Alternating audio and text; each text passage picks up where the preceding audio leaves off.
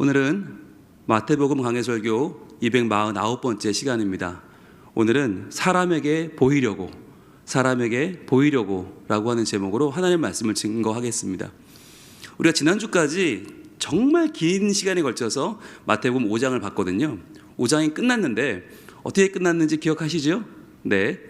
오늘 어떤 분이 저한테 지난주 말씀에 대해서 이렇게 얘기를 해주셔서 제가 너무 감동했는데, 자, 우리 지난주 봤던 마지막 5장의 마지막 장면 48절 말씀을 같이 한번 읽어보겠습니다. 시작. 그러므로 하늘에 계신 너희 아버지의 온전하심과 같이 너희도 온전하라. 아멘. 자, 이런 상당히 부담스러운 제목을 우리에게 주셨어요. 너희도 온전하라. 그런데 그 온전하게 되는 비교 대상이 누구라고요? 하늘에 계신 너희 아버지의 온전하심과 같이 너희도 온전하라. 그러니까 하나님만큼 온전해져라. 야, 이게 얼마나 큰 부담이에요. 그래서 우리가 지난주에 왜 이렇게 부담스러운 명령이 5장의 결론일까라고 하는 내용을 살펴봤습니다. 왜 이렇게 예수님은 작정하고 우리한테 부담을 주시면서 5장을 마무리하시는 걸까? 자, 그래서 세 가지 생각해 봤는데, 그 첫 번째는 뭐였냐면, 말씀을 받은 자는 행함의 수준이 달라져야 하기 때문이다 라고 했어요. 5장 내내 말씀을 받았잖아요. 근데 그 한 장 말씀을 받고도 우리는 달라지지 않는다고 생각한다고 했죠. 그러나 여러분, 말씀은 어떻게 된다고요? 말씀은 반드시 우리를 변화시키는데, 하나님을 알아간다고 하는 것은 하나님과의 인격적인 교제를 의미합니다. 그래서 우리가 세상을 알면 세상처럼 되고요, 하나님을 알면 하나님처럼 온전해집니다. 그래서 저는 말씀의 능력을 믿습니다. 여러분, 설교를 듣는 거 이거 하나가 그냥 콩나물에 물 주는 것 같잖아요. 그렇지 않습니다. 그냥 흘러가는 것 같잖아요. 그렇지 않습니다. 여러분, 말씀이 나를 관통하는 사건이 일어나면 그 말씀은 나를 성숙시켜요. 그래서 그 말씀은 반드시 나의 행함의 수준을 달라지게 한다. 단순한 지식적으로 내가 달라지는 게 아니라 내 행함의 수준이 달라진다. 그래서 여러분, 도전을 받기 원합니다. 하나님 말씀은 나를 변화시키고 내 행함을 달라지게 하는 어마어마한 능력이다. 자, 그런데 왜 달라지나요? 두 번째 이거였습니다. 말씀이 육신이 되어 오신 예수님을 만났기 때문이다. 자, 말씀을 그냥 받는 게 아니라, 말씀을 받는데 어떤 말씀 받아요? 지금 우리가 복음서 말씀 보고 있어요. 마태복음은 뭐냐? 예수님이 친히 하신 말씀을 마태가 받아 적은 거예요. 그러니까 이 마태복음 5장은 예수님의 친언입니다. 그러니까 예수님의 말씀을, 말씀이 육신이 되어 오신 예수님을 만나 들은 자는 어떻게 돼요?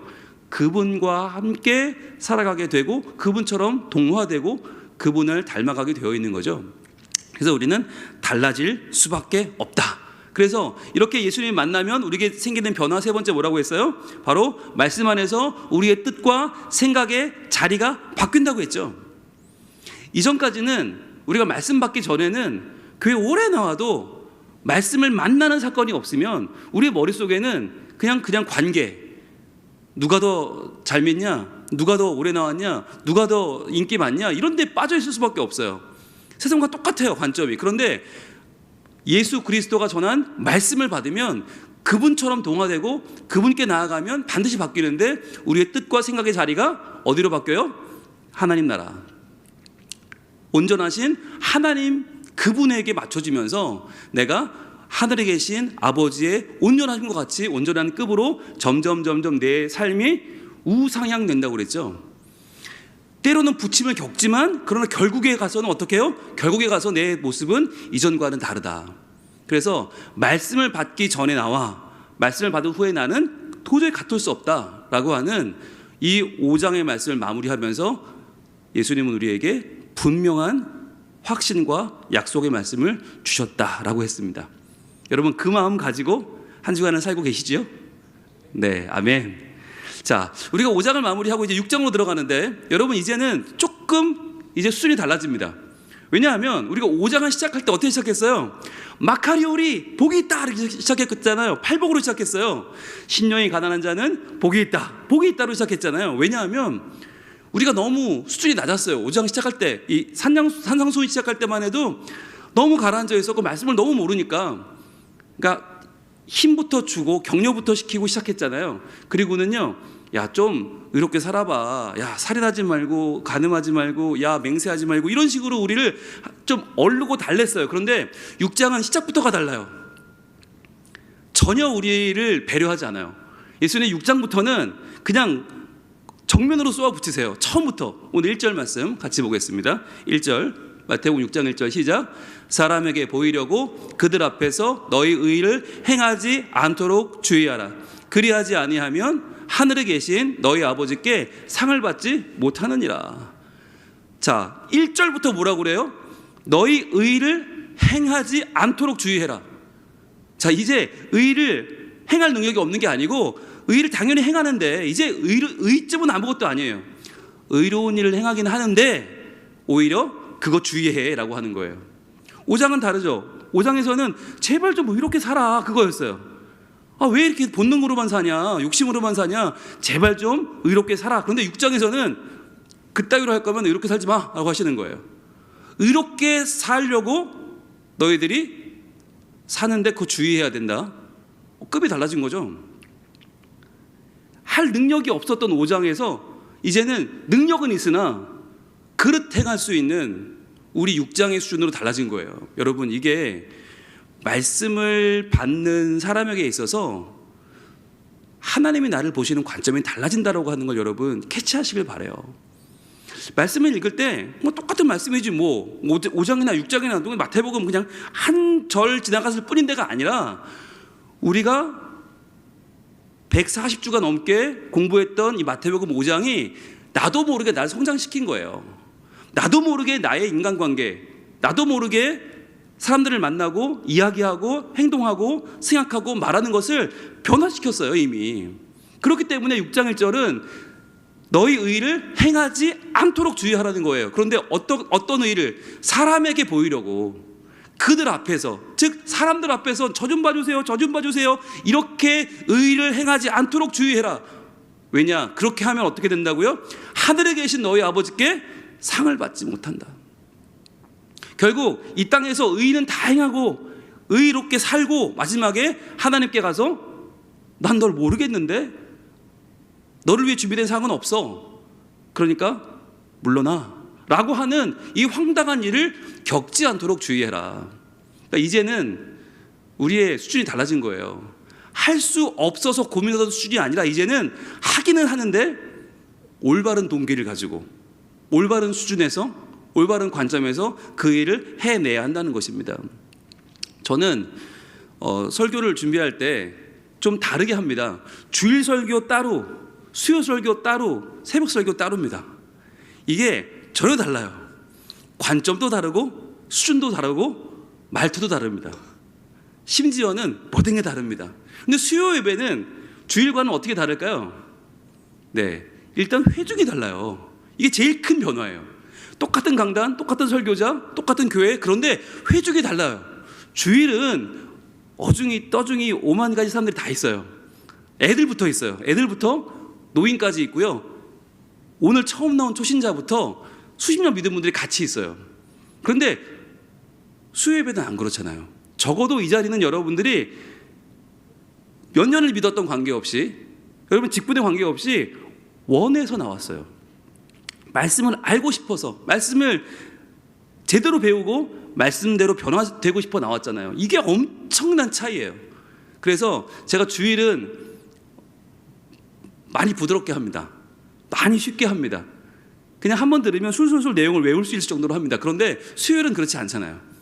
수요일은 저도 몸을 막 비틀어요. 이거 준비하면서 저도 힘들어요. 그런데 힘들지만 이거 설교를 전하고 나면 제가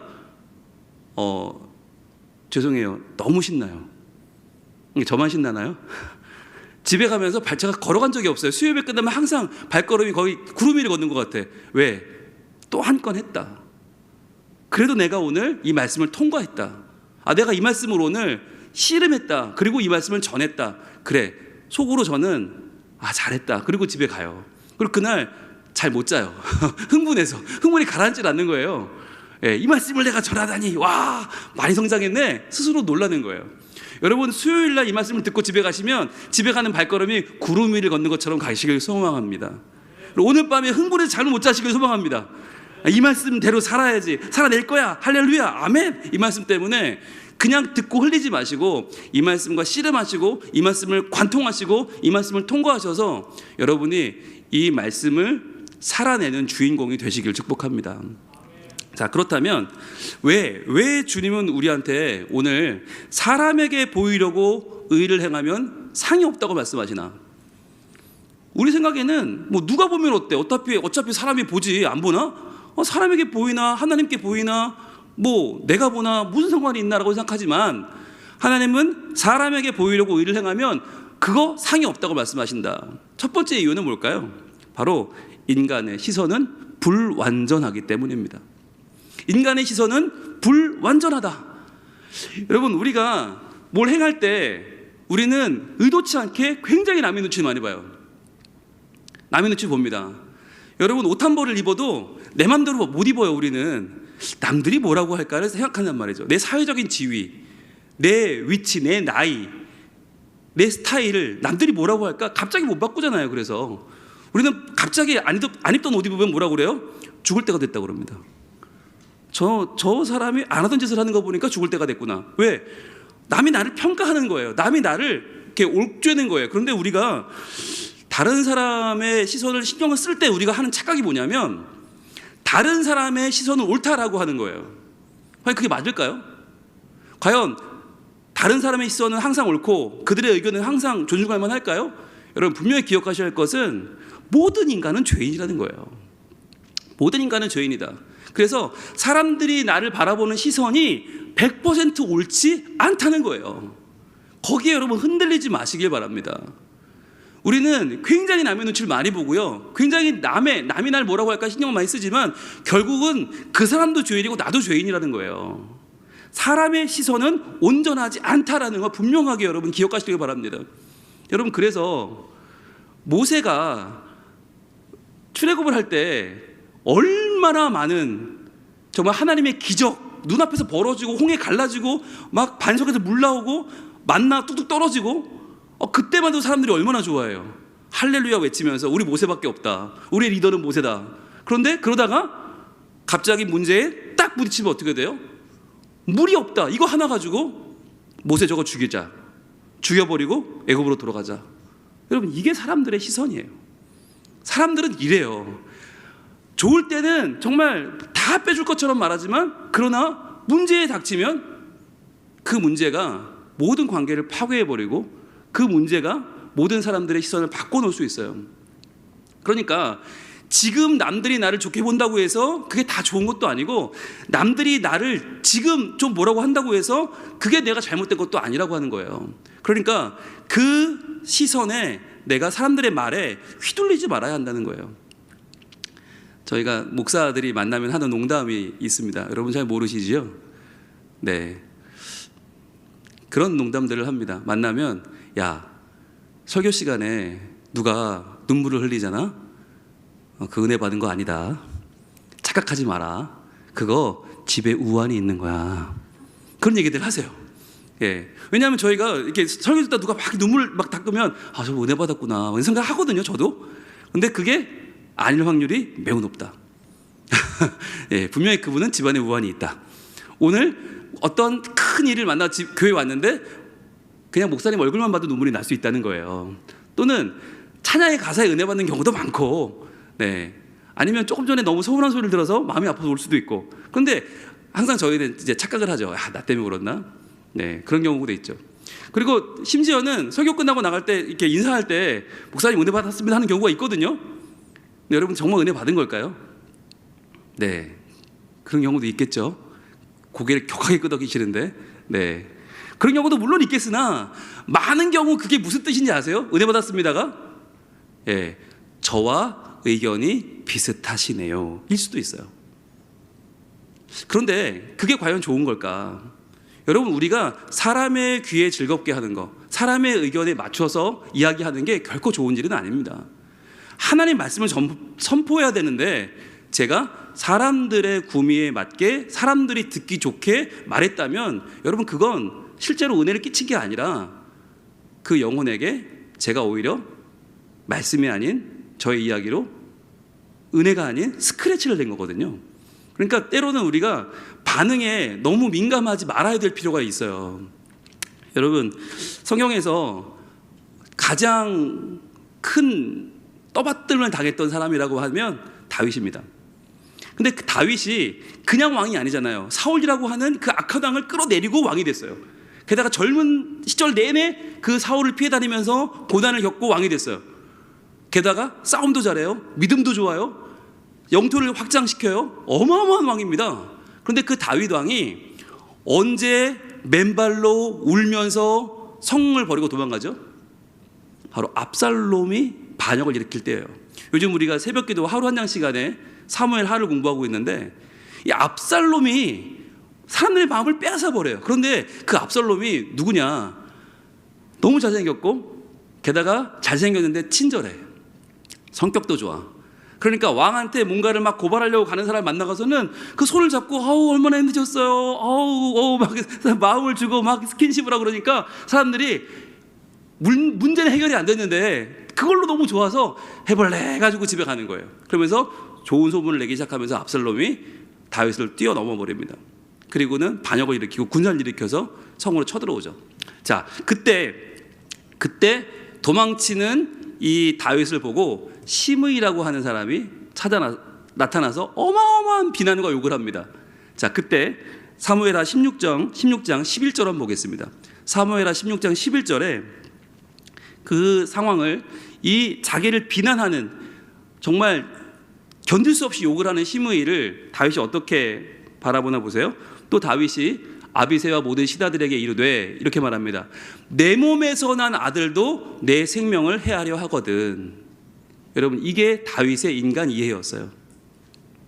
이 다윗은 백성들에게 서운하고 시므이에게 서운하고 이런 마음이 아니라 어떤 마음이었냐? 야, 내가 낳은 아들도 나를 죽이려고 그러는데 남이야 오죽하겠냐? 이런 마음을 가진 거예요. 하물며 이 베냐민 사람이냐? 베냐민 지파, 사울의 지파니까 사울 왕 편이니까 내가 얼마나 미웠겠냐? 그럴 수 있지. 자, 그런데 그 다음이 중요하죠. 여호와께서 그에게 명령하신 것이니 그가 저주하게 버려두라. 자, 나에 대해서 좋게 말하든 나쁘게 말하든 그게 다 뭐냐면 여호와께서 그렇게 하게 하신 것이다. 즉 좋게 말할 때는 그걸로 나를 격려하시는 거고 나쁘게 말할 때는 그걸로 나를 지금 징계하고 깨닫게 하시려는 거니까 사실 사람이 나에게 뭐라고 하든 나는 거기에 일비하지 않겠다라고 하는 말을 하는 거죠. 그러면서 12절에 이렇게 믿음의 고백을 합니다. 같이 읽습니다. 시작. 혹시 여호와께서 나의 원통함을 감찰하시리니 오늘 그 저주 때문에 여호와께서 선으로 내게 갚아 주시리라 하고. 아멘. 여러분, 이게 다윗의 신앙 고백이었어요. 남들은 나한테 좋게 말을 하든 저주를 하든 괜찮아. 중요한 건 혹시라도 여호와께서 나의 원통함을 만약 감찰하신다면 오늘 그 저주로 인해서 여호와께서 선으로 내게 갚아주실 것이다. 여러분, 이 마음을 우리가 꼭 가질 수 있기를 소망합니다. 왜냐하면 살아가다가 좋은 얘기만 듣는 게 아니에요. 정말 상처받는 이야기도 듣고 마음 아픈 이야기도 듣고 어떤 때는 정말 다시 일어나기 힘들 정도의 그런 상처를 받기도 해요. 그런데 그럴 때 어떻게 이깁니까? 그 사람이 나보다 직위가 높거나 힘이 있거나 말 못하잖아요. 그러면 따질 수도 없잖아요. 그럴 때 우리가 어떤 마음을 가져야 될까요? 아, 나의 원통함을 하나님이 감찰하시니 혹시 하나님이 나를 저 저주로 인하여 다시 한번 선이 되게 하실 수도 있을 것이다 라고 생각할 수 있다면 우리 얼마나 큰 힘을 얻을 수 있을까요? 다시 일어설 수 있을 것입니다. 여러분, 다시 말씀드립니다. 인간의 시각은 불완전합니다. 인간의 말이 우리의 삶을 파괴하도록 내버려두지 마십시오. 절대로 나의 인생을 다른 사람의 말이나 다른 사람의 평판에 상처 입도록 내버려두지 마십시오. 그리고 도리어 그 저주를 인하여 나를 선하게 바꾸어 인도하실 하나님을 신뢰할 수 있기를 바랍니다. 자, 그러면 두 번째 이유인데요. 왜 우리는 사람에게 보이려고 의를 행하면 상이 없는가? 두 번째 이유입니다. 같이 한번 읽어볼게요. 시작. 남 눈치를 보다가 내가 먼저 지치기 때문입니다. 네. 우리가 사람에게 잘 보이려고, 사람에게 보이려고 뭔가를 하다 보면요, 남 눈치를 보게 되거든요. 근데 남 눈치를 보면요, 그게 여러분 쉬울까요? 어려울까요? 너무너무 어렵습니다. 남 눈치를 보고 사는 삶은 마치 이렇게 까치발 들고 사는 거랑 똑같아요. 까치발을 들고 나 좀 봐주세요 하면 여러분 힘이 들어요, 안 들어요? 네, 벌써 힘들어요. 예, 벌써 힘들어요. 내려와야 돼요. 여러분, 까치발 들고 사는 건 너무너무 힘들어요. 사람들이 나를 언제 봐줄까 모르잖아. 그러니까 이제나 저제나 나를 나 좀 봐주세요 하면서 남이 볼 길 찾아서 하다 보면요, 평소보다 훨씬 더 오버해야 되고 무리해야 돼요. 피곤해요. 긴장해야 돼요. 사람에게 보이려고, 사람에게 정말 잘 보이려고 살아가다 보면요, 너무너무 힘들어요. 그리고 여러분, 남에게 눈치를 보며 살 때 우리의 삶은 어떻게 되냐면, 나보다 못한 사람이 좋은 대우받는 꼴을 볼 수 있을까요? 없을까요? 아니, 내가 잘 돼야 되는데, 내가 남에게 잘 보여야 되는데, 그게 아니라 남이 나를 잘 보는 게 아니라 엉뚱한 사람을 막 잘 봐요. 저 사람 나보다 훨씬 더 성격도 별로고 실력도 별론데 남들에게 좋은 평가 받으면 내가 가만히 있을 수 있어요, 없어요? 여러분, 아무렇지 않으신가 봐요. 예. 저는 못 견디게 있더라고요. 제가 막 사람들한테 어떻게든 설교로 좀 인정받아 보려고 준비 열심히 했는데, 남들이 내 설교 얘기 안 하고 신발 갔는데 어느 집사님이 딴 교회 설교 듣고 있는데 너무 좋다고 그러면 화가 나요. 예. 뭐라고 그랬을까요? 가시든가. 여기까지 왔어. 얘기 못했어, 그죠? 얘기 못했겠죠. 예, 가세요. 그러면 왜 우리 교회 나와요? 그럼 가세요. 여기까지 올라왔는데 얘기 못했어. 그리고는 어머나 저도 들어볼게요 라고 얘기했거든요. 들었을까요? 안 들었을까요? 예, 듣긴 들었어요. 얼마나 잘하나 보자. 이를 뿌드득 갈면서 저주를 퍼보면서 봤죠. 근데 여러분, 이게 뭐냐면 사람의 마음이 그래요. 이게 하나님을 바라보지 않고 사람을 바라보고 일을 하면요, 이게 저 사람 분명히 나보다 별론데 왜 저렇게 좋게 평가를 받아? 왜 사람들이 저 사람을 주목하지? 못 견디는 거예요. 참을 수가 없는 거예요. 그러니까 어떻게든 어떻게 해야 돼? 그 사람 깎아내려야 돼. 어떻게든 험담을 하고 그 사람을 막 모함을 하고 막 그 사람이 안 되길 바라는 마음이 생기는 거예요. 그런데 여러분, 더 중요한 거 그렇다면 그 사람이 나보다 실제로 더 낫다면, 더 나보다 훌륭하다면 그 꼴을 볼 수 있을까요? 없을까요? 못 봅니다. 예, 이게 중요한 거예요. 남의 눈치를 보는 삶을 살게 되면 나보다 못한 사람이 대우받는 거 절대 못 보죠. 그런데 나보다 나은 사람이 대우받는 것도 못 보게 됩니다. 왜냐하면 내가 그동안 수고하고 애쓴 게 있는데, 내가 그동안 긴장하고 피곤하게 산 게 있는데, 내가 인정받아야지. 나보다 낫다고 저 사람이 인정받아? 그것도 못 참는 거예요. 그러니까 어떻게 돼요? 굉장히 공격적인 사람이 돼요. 분명히 저 사람 의견이 나보다 좋은데도 못 견디는 거예요. 그걸 깎아내려서 저 의견이 아니고 내 의견이 관철될 때까지 나는 싸우게 되는 거예요. 싸움 땅이 되는 거예요. 그러니까 이런 분은 어딜 가나 싸우게 되어 있어. 그래서 별로인 사람은 별로라 깨고, 괜찮은 사람은 괜찮아도 그걸 못 보고, 약오로 되니까 계속 그 사람 물고 뜯고, 그러니까 결국에는 그 사람이 가는 데마다 전쟁터가 되는 거죠. 여러분, 그렇다면 어떻게 해야 될까? 과연 나 좀 봐주세요, 나 좀 이렇게 높여주세요, 나 좀 인정해주세요. 여러분, 그러한 삶은 너무너무 피곤하고 너무너무 괴롭고 너무너무 전투적인 삶이 된다. 그런 우리에게 주님은 어떻게 말씀해 주시나? 여러분, 같이 한번 볼까요? 마태복음 7장 12절 말씀. 마태복음 7장 12절. 예수님은 대우받기 원하고 대접받기 원하고 인정받기 원하는 우리에게, 칭찬받기 원하는 우리에게 그 윗길을 알려주시는 거예요. 그 윗길, 내가 안달하고 남과 싸우고 전투하고 물어뜯는 인생이 아니라 어떻게 살라고요? 마태복음 7장 12절 시작. 그러므로 무엇이든지 남에게 대접을 받고자 하는 대로 너희도 남을 대접하라. 이것이 율법이요 선지자니라. 아멘. 예수님은 이렇게 말씀하세요. 야, 너희가 대접받고 싶지? 대우받고 싶지? 그거 못 받아서 지금 억울하지? 그거 대접받은 사람 보면 물어뜯고 싶지? 싸우고 싶지? 야, 그렇게 살면 그거 지옥이야. 천국은 뭔지 아니? 율법이요 선지자, 성경이 말씀하는 진리, 하나님의 말씀, 하나님의 마음은 뭔지 아니? 네가 대접받고자 하는 대로 대접해주면 돼. 그런 말이다. 그 사람도 너를 대접할 거야. 이게 예수님의 말씀인 거예요. 우리는 어떻게든 내가 먼저 받아야 되잖아요. 내가 다 받아야 돼. 그러나 예수님은 아니, 네가 해줘. 네가 해주면 그 사람 천국 누리게 돼. 그 사람 가만히 있겠니? 너도 천국 누리게 돼. 그게 진짜 천국 아니겠어? 라고 말씀하시는 거예요. 이제 제가 신방 가면 저한테 누가 어느 목사님 설교 좋다고 그러면 제가 어떻게 할까요? 네, 잘 안 될 것 같긴 하지만 오늘 말씀에 따르면 어떻게 해야 돼요? 어머나, 그분 정말 너무너무 훌륭한 분일 것 같아요. 네, 기대가 되네요. 네, 얼마나 말씀을 잘 전하는지 제가 기대하고 한번 꼭 들어보겠어요. 어머나, 이렇게 제가 하겠죠? 네, 해보렵니다. 그러니까 여러분들 용기를 가지고 저한테 제가 꼭 들어야 될 설교가 있으면 말씀해 주세요. 그럼 제가 들어보겠습니다. 저는 옹졸한 남자가 아니니까요.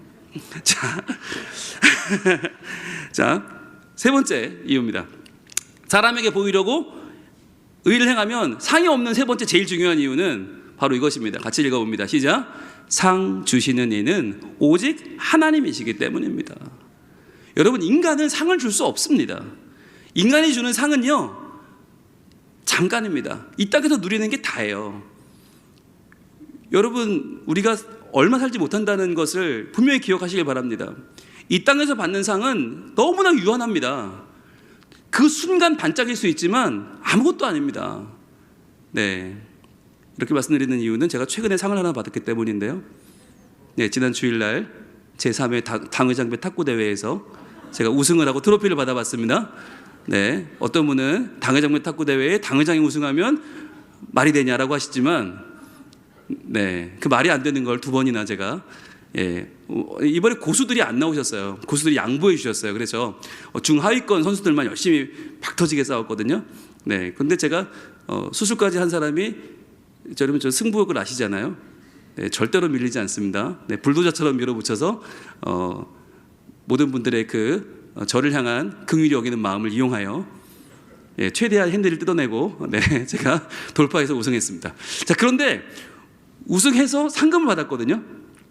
상금 받아서 제가 열어봤어요. 얼마 들었을까요? 6만 원.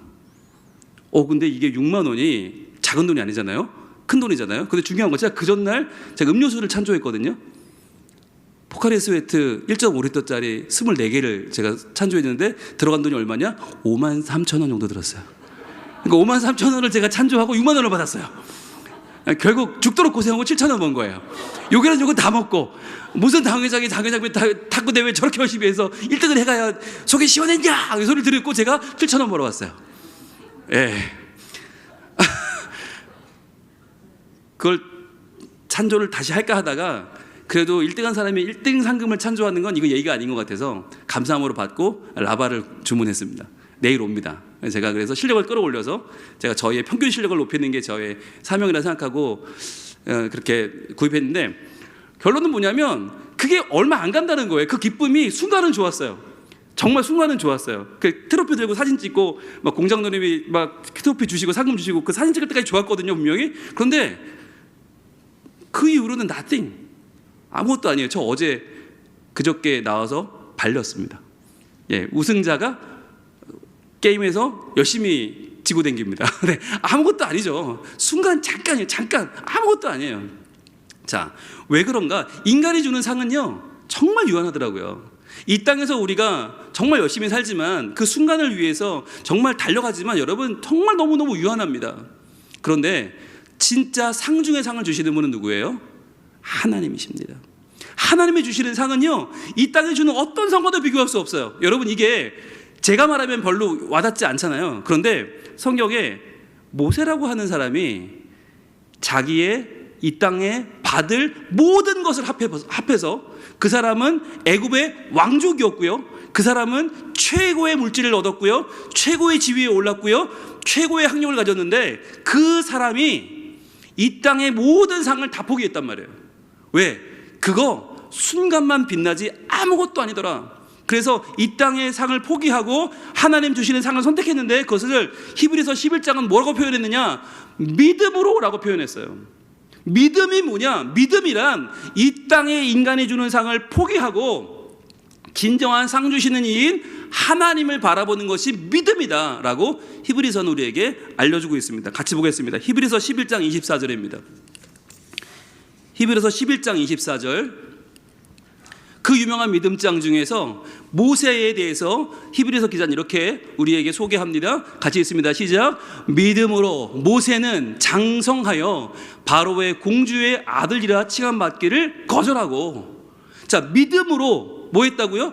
장성하였다. 여러분, 이 장성했다는 게 단순히 키가 자라고 몸무게가 자란 게 아닙니다. 믿음이 자란 것입니다. 믿음이 자라나서 장성하여 바로의 공주의 아들이라 칭함받기를 거절했습니다. 바로의 공주의 아들이면 어떻게 되는 거예요? 왕족의 후예고 곧 바로가 될 사람이잖아요. 최고의 지상 최대의 명예이자 지상 최대의 자리를 거절한 것입니다. 자, 거절하고 그러면 뭘 선택했어요? 25절 이렇게 이어집니다. 도리어 하나님의 백성과 함께 고난받기를 잠시 죄악의 낙을 누리는 것보다 더 좋아하고, 자, 뭘 선택했다고요? 하나님의 백성과 함께 고난받는 걸 선택했다는 거예요. 이게 중요합니다. 그냥 고난받는 게 아니고 하나님의 백성과 함께 고난받기. 그러면 누구 이름으로 고난받는 거예요? 하나님의 이름으로. 누구 때문에? 하나님 때문에. 하나님으로 인하여 고난받는 것을 이 땅에서 누리는 그 낙이 뭐냐고요? 잠시 무엇을? 죄악의 낙을 누리는 것보다 더 좋아했다. 즉, 이 땅의 낙은요, 죄악의 낙일 확률이 매우 높고요, 그리고 분명한 건 잠시 누리다 마는 거예요. 그것보다 나는 하나님의 백성과 함께 고난받기를 선택했다. 왜? 그게 더 영원하니까. 그 영원한 상이니까. 그것이 더 내 인생을 변화시키는 진짜 상이니까 차라리 이 땅에서 고난받는 게 낫습니다. 그리고 26절 제일 중요한 거죠. 같이 있습니다. 시작. 그리스도를 위하여 받는 수모를 애굽의 모든 보화보다 더 큰 재물로 여겼으니 이는 상 주심을 바라봄이라. 아멘. 그리스도를 위하여 받는 수모. 여러분, 그리스도는, 예수님은 모세보다 훨씬 더 나중 사람이죠. 그런데 이 모세가 뭘 바라봤나? 믿음으로 바라보니까 이제 장차 오실 메시아 예수 그리스도를 본 거예요. 그분을 위하여 내가 지금 받는 수모로구나. 그래서 그 모든 고난과 수고와 수모를 애굽의 모든 보화보다 더 큰 재물로 여겼다는 거예요. 그 당시 애굽의 모든 보화는 오늘날 미국, 영국, 프랑스, 이태리 다 합친 것보다 훨씬 더 많은 거예요. 그 보화보다 더 큰 재물로 여겼으니 이는 상 주심을 바라봄이라. 아멘. 이 상은 누가 주는 것입니까? 하나님이십니다. 여러분, 우리가 이 땅에서 사람에게 보이려고 아무리 노력해도요, 사람의 눈은 불완전하기 때문에 우리에게 제대로 상 줄 수 없고요. 그리고 그렇게 살다 보면 남 눈치 보다가 어떻게 해요? 내가 제풀에 지쳐서 더 이상 내 삶을 온전히 살 수 없다는 거죠. 그리고 중요한 것은 진짜 상 주시는 분은 하나님이시다. 오직 하나님 한 분뿐이시다. 그래서 내가 사람에게 좋게 하랴 아니면 하나님께 좋게 하랴, 여러분, 이것을 결정해야만 하는 것입니다.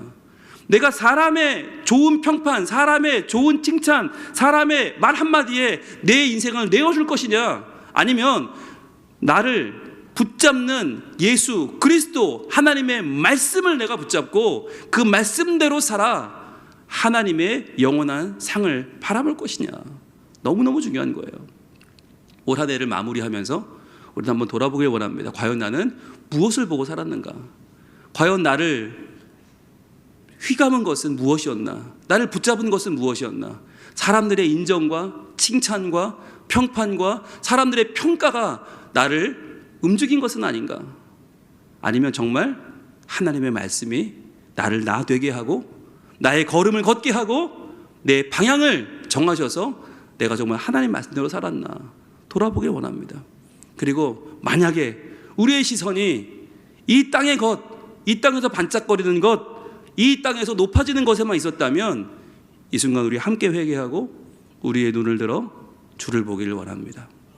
모든 시선을 주님께 드리고 살아계신 하나님을 느낄 때 내 삶은 주의 역사가 되고 하나님이 그 위대한 역사가 내게 시작될 것입니다. 사람에게 보이려고 사람 때문에 흔들리기보다 우리 하나님 안에 견고히 서기를 우리 하나님 원하고 계십니다. 함께 찬양하겠습니다.